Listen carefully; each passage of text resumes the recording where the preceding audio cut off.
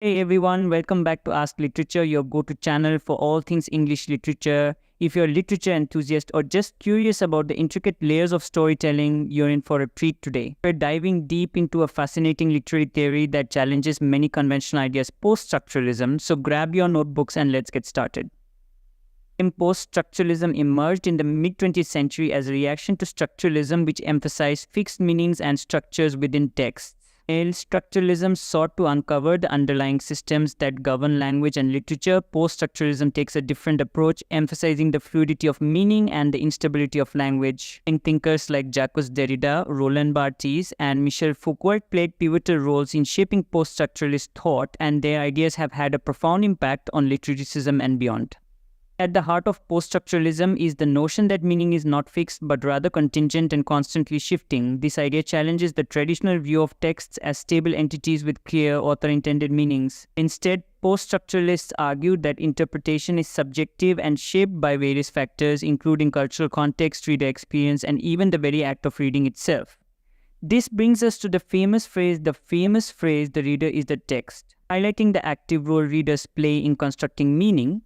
Let's explore this concept further by looking at one of the most influential texts in post-structuralism, Roland Barthes' essay The Death of the Author. In this groundbreaking work, Barthes argues that an author's intentions and biography should not dictate the interpretation of a text. Once a work is published, it becomes independent of its creator and meaning is open to multiple interpretations. Barthes famously stated, "The birth of the reader must be at the cost of the death of the author." This shift empowers readers to engage with literature on their terms, bringing their unique perspectives and experiences into the interpretative process.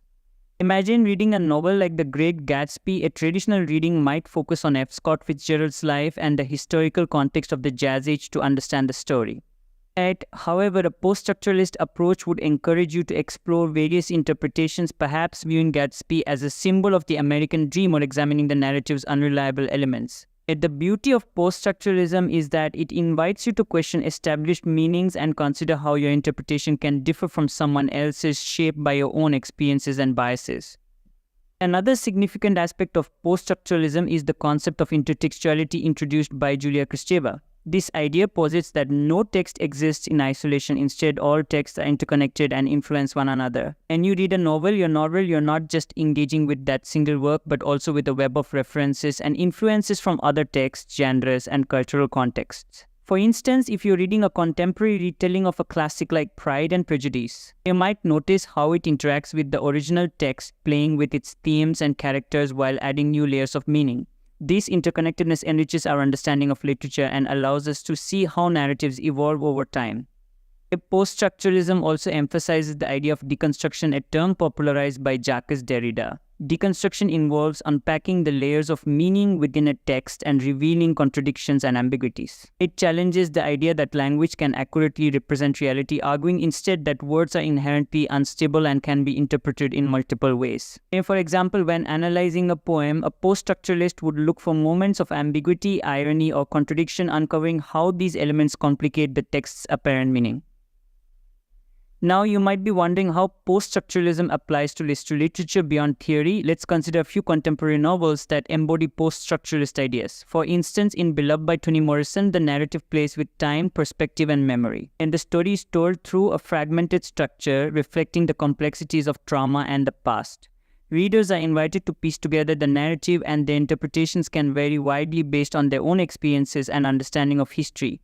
Another great example is House of Leaves by Mark Danielewski, a novel that challenges traditional narrative forms. The book features multiple layers of storytelling, footnotes, and unconventional formatting, creating a rich reading experience that requires active engagement. As you navigate the text, you realize that meaning is not straightforward. Instead, it's constructed through your interaction with the text and its various layers.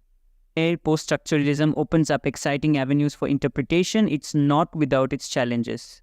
Some critics argue that the emphasis on fluid meaning can lead to a sense of relativism, where any interpretation is valid, potentially undermining the author's intentions or the text's historical context. Others contend that this approach can make literary analysis feel overwhelming, as it invites readers to confront the complexity and ambiguity inherent in language. However, these challenges also present opportunities for deeper engagement with literature. By embracing the post-structuralist perspective, we can develop a richer understanding of texts, acknowledging that meaning is multifaceted and shaped by a myriad of factors. This awareness encourages us to be more critical readers, willing to question assumptions and explore new interpretations. As we conclude our exploration of post-structuralism, I hope you feel inspired to engage with literature in dynamic and innovative ways. If you found this video insightful, don't forget to give it a thumbs up and subscribe to Ask Literature for more discussions on literary theories and analysis. I'd love to hear your thoughts on post-structuralism. How do you see it shaping your reading experience? Share your insights in the comments below. And thank you for joining me today. Until next time, keep reading, keep questioning, and continue your journey through the captivating world of literature.